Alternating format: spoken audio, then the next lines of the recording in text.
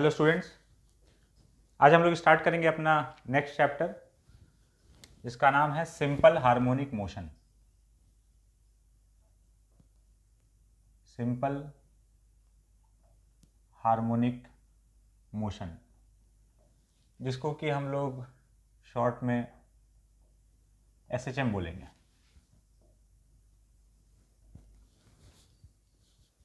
Simple harmonic motion basically एक oscillatory motion है। अभी ये ऑसिलेटरी मोशन क्या होता है पहले समझते हैं। वैसे ये पूरा चैप्टर इस एक पर्टिकुलर टाइप के मोशन पर बेस्ड है और दुनिया में कई प्रकार का ऑसिलेटरी मोशन होता है, उसमें से ये एक टाइप ऑफ ऑसिलेटरी मोशन है। तो समझते हैं ऑसिलेटरी मोशन क्या होता है, तब हम लोग समझ पाएंगे कि what is simple harmonic motion. तो जैसे ऑसिलेटरी मोशन होता है उसी टाइप का एक और टर्म हम लोग को सुनने को मिल सकता है, पीरियोडिक मोशन। ये सब आपस में काफ़ी कुछ मिलता जुलता चीज़ है। तो सबसे पहले हम लोग बात करते हैं पीरियोडिक मोशन पर। पीरियोडिक मोशन क्या है? पीरियोडिक मोशन एक ऐसा मोशन, जैसे नाम ही है पीरियोडिक, है ना, एक सर्टेन पीरियड के बाद, एक सर्टेन टाइम के बाद मोशन जो है वो रिपीट हो रहा है, तो ऐसा मोशन जो है वो पीरियोडिक मोशन कहलाएगा। Motion which is repeated after a certain time interval is called periodic motion.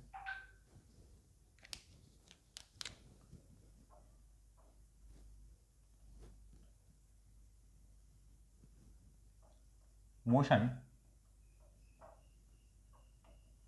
which is repeated after a certain time interval is called periodic motion। एक ऐसा मोशन जो एक सर्टेन टाइम पीरियड के बाद repeat कर रहा हो। For example, uniform circular motion. कहीं पर भी अगर यूनिफॉर्म सर्कुलर मोशन हो रहा है तो वो एक पीरियोडिक मोशन है। वो ऐसा मोशन है जो बार बार रिपीट हो रहा है।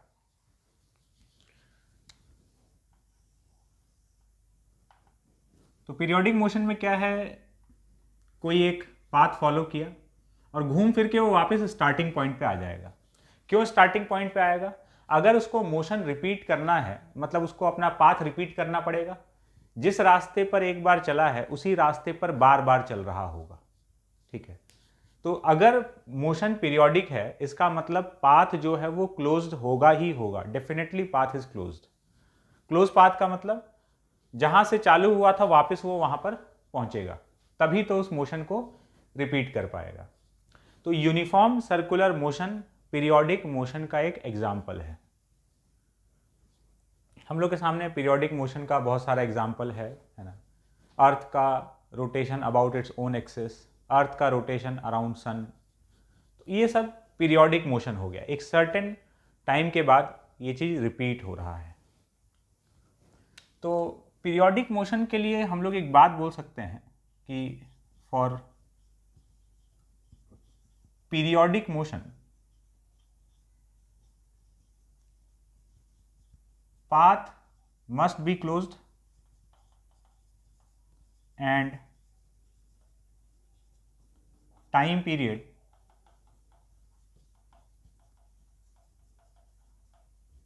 must be constant।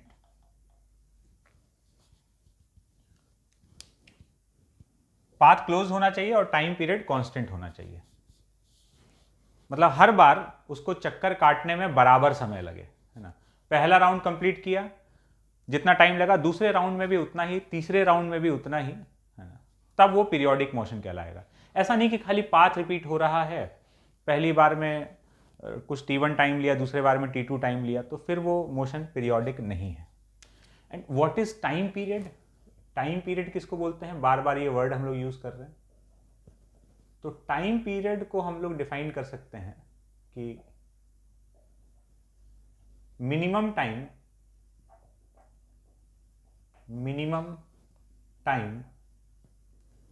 in which motion is repeated is called time period.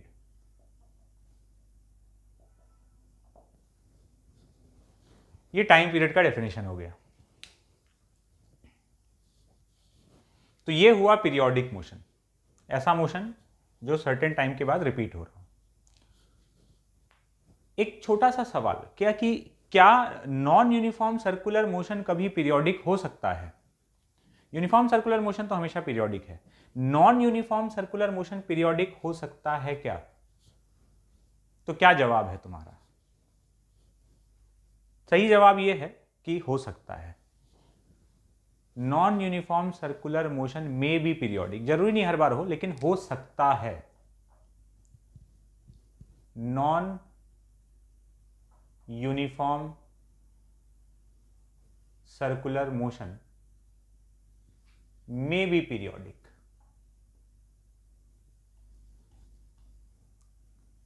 में भी periodic. Example,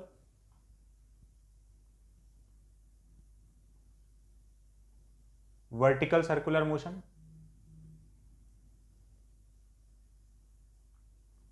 under the influence of gravity. जो हम लोग वर्टिकल सर्कुलर मोशन पढ़ते हैं कि किसी पार्टिकल को इतना वेलोसिटी दे दी कि ये सर्कल कंप्लीट कर रहा है, तो भले ही इसका मोशन नॉन यूनिफॉर्म हो, नॉन यूनिफॉर्म सर्कुलर मोशन हो, लेकिन ये मान लो यहां u वेलोसिटी से गया, यहां पर सपोज इसका वेलोसिटी v1 है, यहां इसका वेलोसिटी v2 है, यहां इसका वेलोसिटी v3 है और ये u हो गया। तो हर बार जब ये वापस घूम के आएगा ना, यहां u था, ये घूमते घूमते वापस यहां आएगा तो फिर से इसका u हो चुका होगा। यहां रहेगा, जब भी यहां रहेगा हमेशा v1 रहेगा, यहां रहेगा तो v2 रहेगा। मतलब ये है कि ये पहले राउंड में जो कर रहा है, यहां एनर्जी का लॉस तो हो नहीं रहा है, पहले राउंड में ये जहां जहां जो वेलोसिटी मेंटेन किया है, पहली बार गुजरते समय अगर यहां v1 था तो हर बार जब भी यहां से गुजरेगा v1 ही होगा। पहली बार यहां से गुजरते समय v2 था तो हर बार यहां v2 ही होगा। तो पहले चक्कर में हर पॉइंट पर जो ये किया है, हर बार हर चक्कर में वही कर रहा होगा। तो पहले राउंड में जो भी समय लगा होगा, हमको नहीं मालूम कितना समय लगा है, लेकिन जो भी समय लगा होगा हर राउंड में उतना ही समय लगेगा।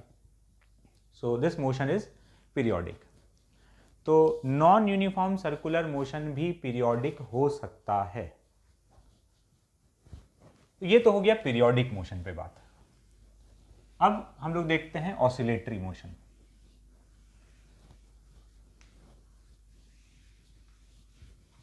हेडिंग डाल लेंगे oscillatory motion.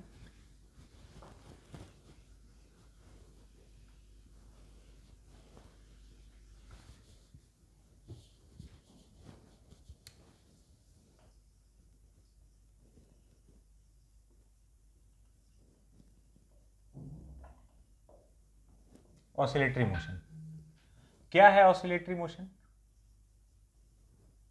To and fro motion about a point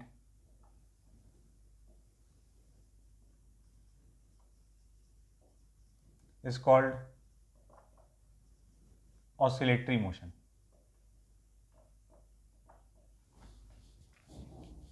To and fro motion about a point is called oscillatory motion. ये एक पॉइंट के अबाउट ऐसे ऐसे घूम रहा है, ये ऑसिलेटरी मोशन है। ऑसिलेटरी मोशन का example day to day life में ऑसिलेटरी मोशन का एग्जाम्पल भरा हुआ है। देखते हैं, सिचुएशन देखो। ये एक स्प्रिंग ब्लॉक सिस्टम है,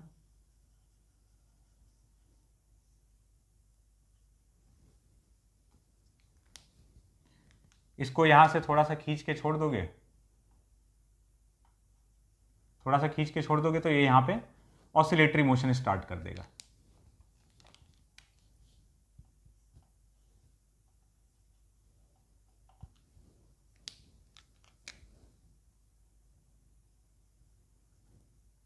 इसके अबाउट ये ऑसिलेटरी मोशन कर रहा है। ये पेंडुलम हो गया, पेंडुलम को थोड़ा सा ऐसे डिफ्लेक्ट करके छोड़ देंगे,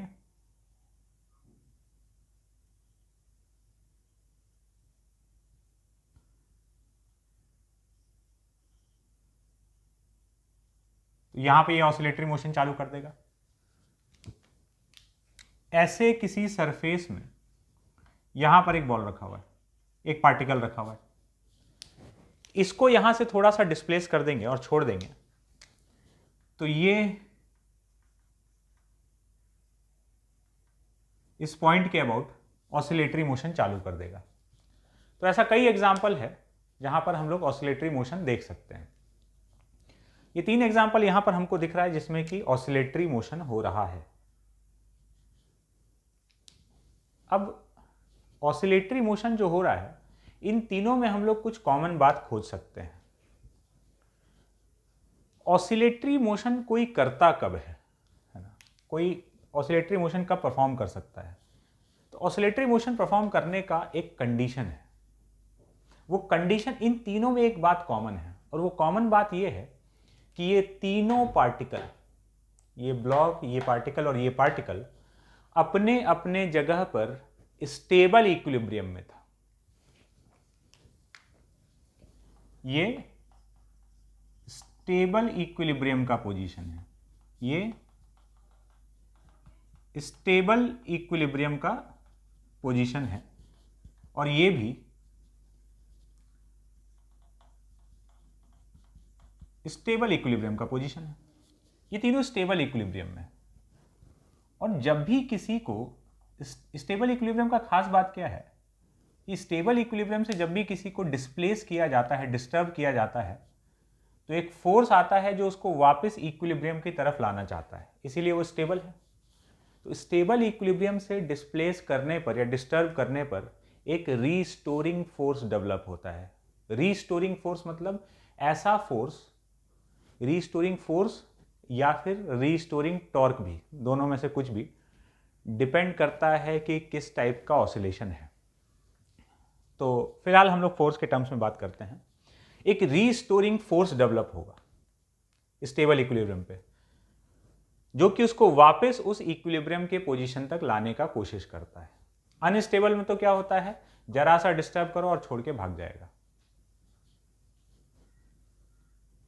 तो यही रीस्टोरिंग फोर्स रिस्पॉन्सिबल है ऑसिलेटरी मोशन के लिए।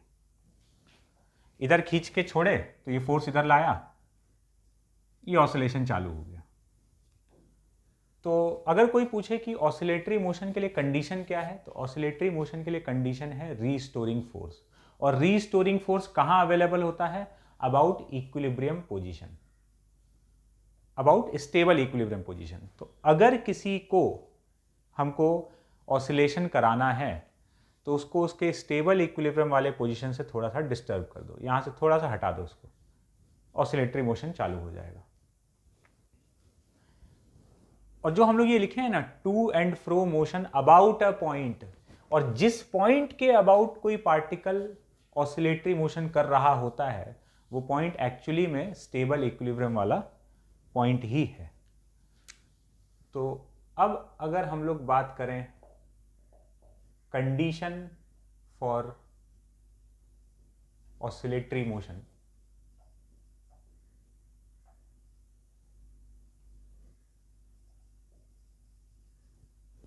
कंडीशन फॉर ऑसिलेटरी मोशन, तो for oscillatory motion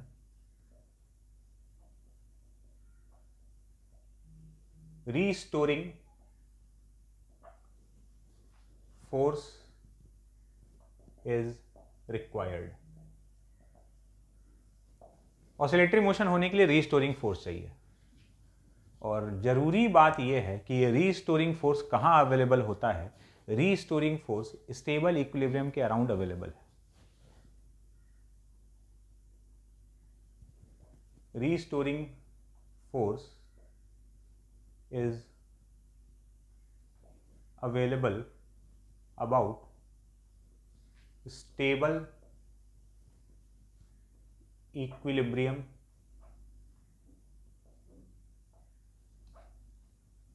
stable equilibrium position.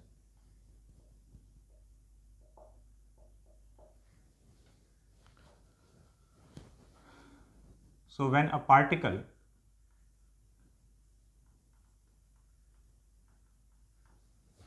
is disturbed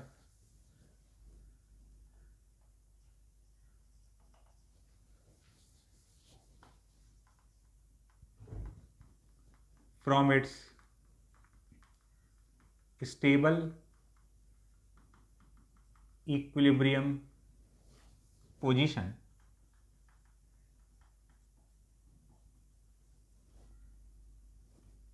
it will perform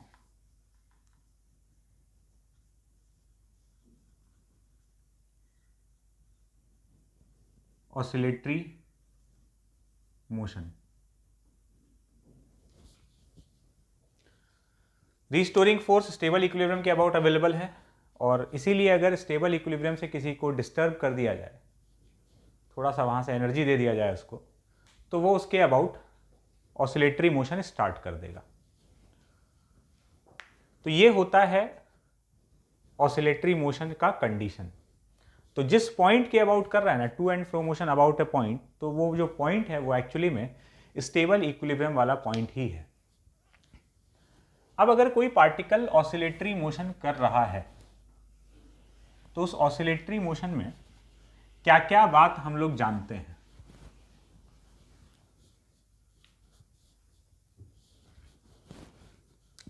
कुछ common terms related to oscillatory motion. देखो, सपोज इस लाइन के अबाउट पार्टिकल ऑसिलेटरी मोशन कर रहा है, ठीक है। इस पॉइंट को हम लोग बोलते हैं मीन पोजीशन, और लास्ट जहां तक जा रहा है ये कहलाता है एक्सट्रीम पोजीशन। जिस पॉइंट के अबाउट कर रहा है ऑसिलेटरी मोशन उसको मीन पोजीशन कहा जाता है, और जहां तक जा रहा है इस मीन पोजीशन के इधर या इधर, इनको एक्सट्रीम पोजीशन कहा जाता है। जैसा कि नाम ही है एक्सट्रीम पोजीशन, है ना, तो ये इसके पाथ का एक्सट्रीम है, यहां और यहां से आगे नहीं जा सकता है। जैसे मीन पोजीशन को अगर हम ओरिजिन मान रहे हैं 0, तो ये प्लस, इसको प्लस ए बोल देते हैं, इसको माइनस ए। ये वाला जो गैप है,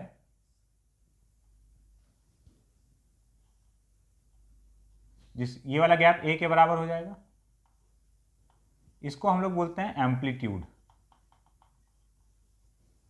एम्पलीट्यूड, ये इधर भी एम्पलीट्यूड, ठीक है। मीन से एक्सट्रीम के बीच का जो गैप है, तो gap between mean position and extreme position, ये वाला जो गैप है यही कहलाता है एम्पलीट्यूड। अच्छा, ये मीन पोजीशन क्या है? यही है stable, this is position of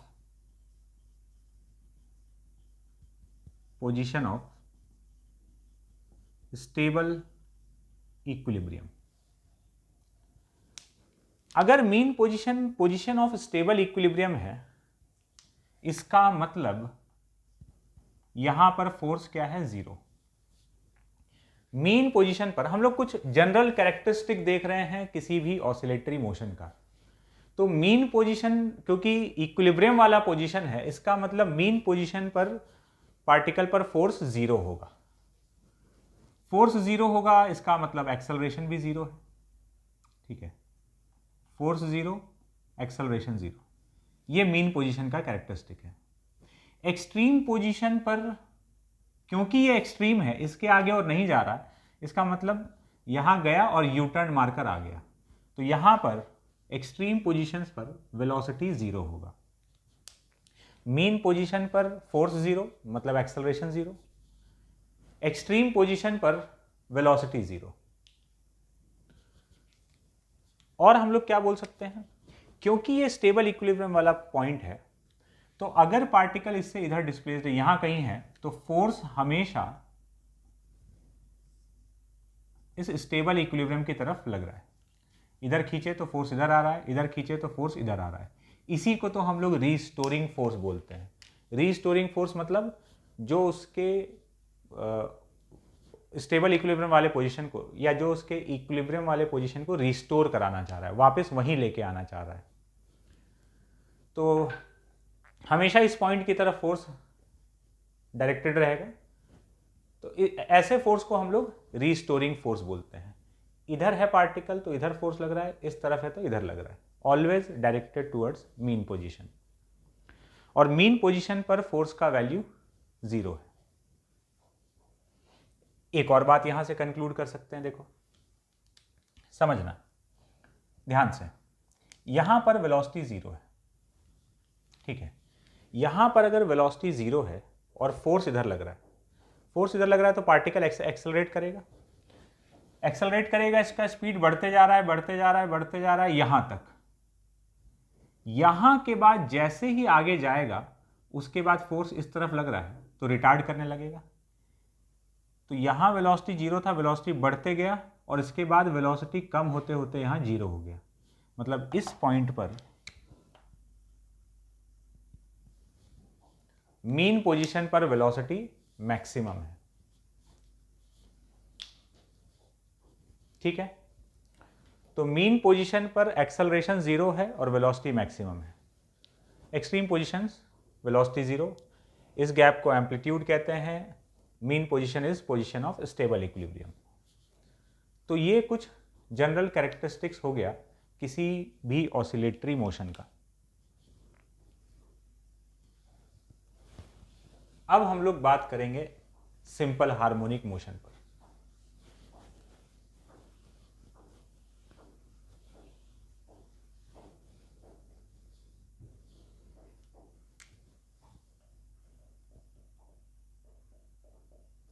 simple harmonic motion मतलब SHM। अभी सिंपल हार्मोनिक मोशन क्या है? सिंपल हार्मोनिक मोशन एक पर्टिकुलर टाइप का ऑसिलेटरी मोशन है। ऑसिलेटरी मोशन कई प्रकार का हो सकता है, इनफाइनाइट टाइप का पॉसिबिलिटीज है। कैसे? वो डिपेंड करेगा कि ये तुम्हारा जो फोर्स है ना, रीस्टोरिंग फोर्स, ये रीस्टोरिंग फोर्स का वैल्यू कैसा है। मतलब क्या ये फोर्स यहां से यहां तक कांस्टेंट है, या ये डिस्टेंस पे डिपेंड कर रहा है? डिपेंड कर रहा है तो कैसे डिपेंड कर रहा है? फंक्शन मतलब प्रोपोर्शनल टू x है, या x² का टर्म आ सकता है ना। ये जो रीस्टोरिंग फोर्स है, अगर यहाँ से डिस्टेंस पे डिपेंड कर रहा हो, तो डिस्टेंस पे डिपेंड करने के कई तरीके हो सकते हैं। x के टर्म्स में आ रहा हो, x² के टर्म्स में √x का टर्म आ रहा हो, x³ आ रहा हो, x⁵ आ रहा हो, कुछ ऐसा पॉसिबिलिटीज़ है, बहुत तरह का पॉसिबिलिटीज़ हो सकता है। तो तुम्हारा ये जो फोर्स है ना, ये रीस्टोरिंग फोर्स, ये किस तरीके से वैरी कर रहा है, इसका फंक्शन क्या है, इसके हिसाब से तय होगा कि ऑसिलेटरी मोशन क्या है। फोर्स का फंक्शन चेंज करोगे, फोर्स x पे डिपेंड कर रहा है, मान लो x मतलब यहां से डिस्टेंस पे अगर फोर्स डिपेंड कर रहा है, तो किस तरीके से डिपेंड कर रहा है, बहुत तरह का फंक्शन बनाया जा सकता है, और हर एक फंक्शन एक नए टाइप के ऑसिलेटरी मोशन को डिनोट करेगा। ऐसे इनफाइनाइट टाइप के ऑसिलेटरी मोशन में से एक ऑसिलेटरी मोशन है सिंपल हार्मोनिक मोशन। हम लोग इसका बात करने वाले हैं, और जब हम लोग इसको थोड़ा बहुत समझ चुके होंगे तो हमको दिखेगा कि ऐसा कई सिस्टम है आसपास जो हम लोग को SHM करता हुआ दिखता है, और ये इन सारे इनफाइनाइट ऑसिलेटरी मोशंस में से ये बहुत ही खास टाइप का, बहुत विशेष टाइप का ऑसिलेटरी मोशन है। ऐसा क्या खास है इसमें? अगर हम तुमसे एक चीज पूछें इसके टाइम पीरियड के बारे में, जैसे ये ऑसिलेशन कर रहा है ना, मान लो यहां से ऐसे गया, ऐसे गया, ये एक राउंड कंप्लीट, फिर वही चीज करेगा, तो ये ऐसे आकर ऐसे आया ना, यहां से यहां गया, इधर इधर इधर, एक राउंड कंप्लीट, फिर तो इसका जो टाइम पीरियड है एक पूरा ऑसिलेशन कंप्लीट करने का, सपोज एक ऑसिलेटरी मोशन है जिसका एम्पलीट्यूड छोटा है और एक ऑसिलेटरी मोशन है जिसका एम्पलीट्यूड बड़ा है, तो हम पूछें कि इसमें से किसका टाइम पीरियड कम होगा और किसका टाइम पीरियड ज़्यादा होगा। तो कोई हो सकता है कि बोल दे कि सर इसका टाइम पीरियड कम है, छोटा एम्पलीट्यूड है, और इसका टाइम पीरियड ज़्यादा है, या कोई और कुछ दिमाग लगा के बोल देगा कि नहीं हमको तो लग रहा है इसका टाइम पीरियड कम है, इसका ज़्यादा है, ऐसे कोई कुछ भी। लेकिन कोई कुछ भी बोले, उसके दिमाग में एक बात तो है कि ये जो कितना एम्पलीट्यूड है, कितने एम्पलीट्यूड का ऑसिलेशन हो रहा है, उस पर टाइम पीरियड डिपेंड करेगा।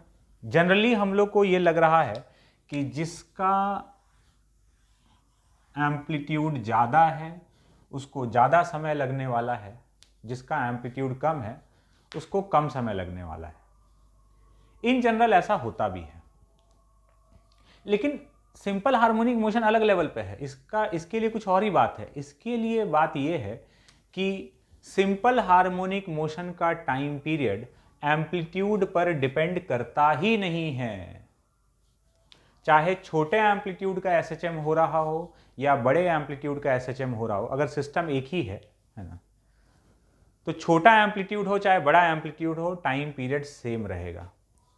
Out of those infinite oscillatory motion, यह अकेला एक ऐसा ऑसिलेटरी मोशन है जिसका टाइम पीरियड एम्पलीट्यूड पर डिपेंड नहीं करता है।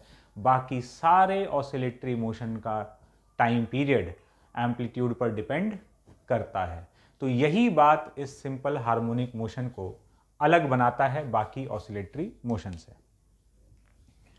तो अब देखते हैं, समझते हैं क्या है सिंपल हार्मोनिक मोशन, तो बात और क्लियर होते जाएगा।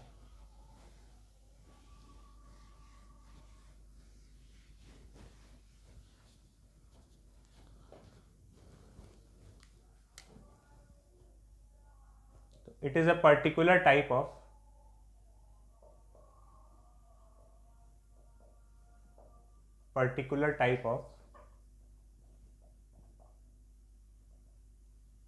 Oscillatory motion. ये ऑसिलेटरी मोशन का प्रकार है, एक टाइप है और एक विशेष टाइप है, ठीक है। इसके लिए कंडीशन क्या है? कंडीशन तो सबके लिए कॉमन है कि रीस्टोरिंग फोर्स चाहिए, लेकिन अलग अलग टाइप का रीस्टोरिंग फोर्स अलग अलग टाइप के ऑसिलेटरी मोशन को जनरेट करेगा। यहां कैसा रीस्टोरिंग फोर्स चाहिए? कंडीशन